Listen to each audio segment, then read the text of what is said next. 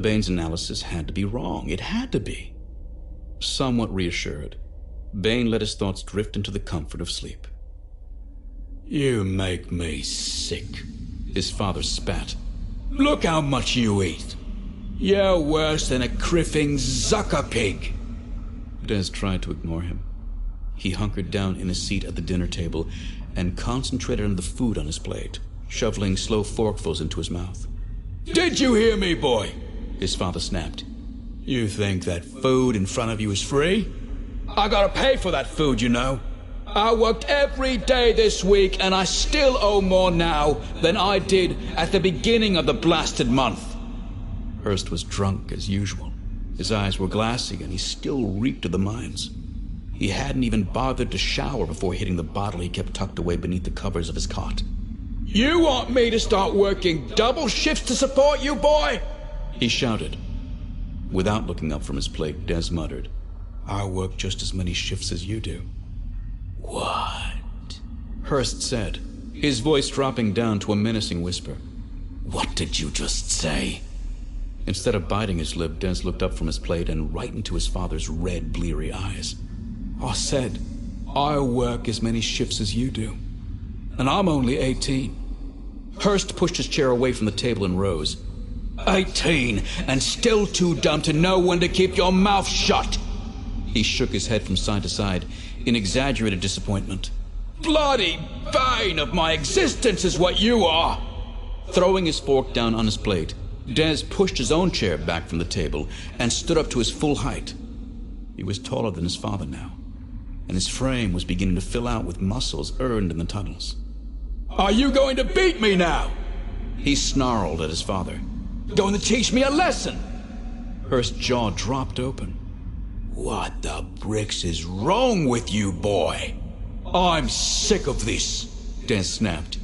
"You blame all your problems on me, but you're the one who's drinking away all our credits. Maybe if you sobered up, we could get off this stinking world."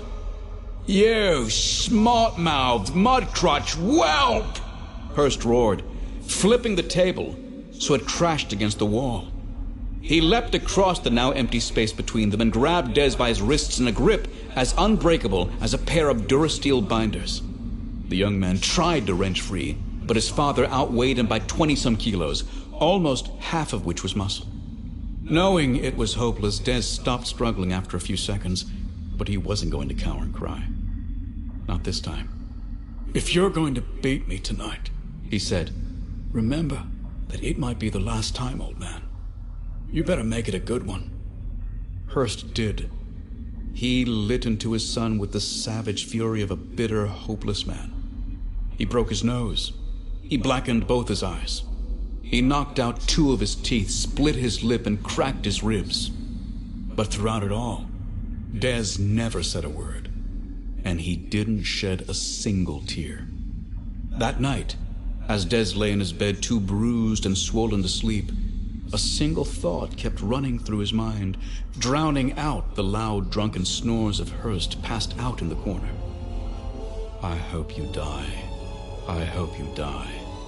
I hope you die." He'd never hated his father as much as he did at that moment. He envisioned a giant hand squeezing his father's cruel heart. "I hope you die. I hope you die. I hope you die." The words rolled over and over, an endless mantra, as if he could make them come true through sheer force of will. "I hope you die. I hope you die. I hope you die." The tears he'd held back during the brutal thrashing finally came, hot drops streaming down his purple, swollen face. "I hope you die. I hope you die. I hope you..." Bane woke with a start, his heart pounding and his body bathed in terror sweat as he thrashed against the covers tangled around his legs. For a brief second he thought he was back in a Patros in the cramped room filled with Hurst and the overwhelming stench of booze. Then he realized where he was, and the nightmare began to fade. A horrible realization swept in to take its place. Hurst had died that night. The authorities had ruled it a natural death, a heart attack, brought on by a combination of too much alcohol, a life working the mines, and the overexertion of nearly beating his own son to death with his bare hands. They never suspected the real cause. Neither had Bane. Not until now. Trembling slightly, he rolled over, exhausted, but knowing sleep wouldn't come again this night. Fohark wasn't the first person he had murdered with the Force. He probably wouldn't be the last.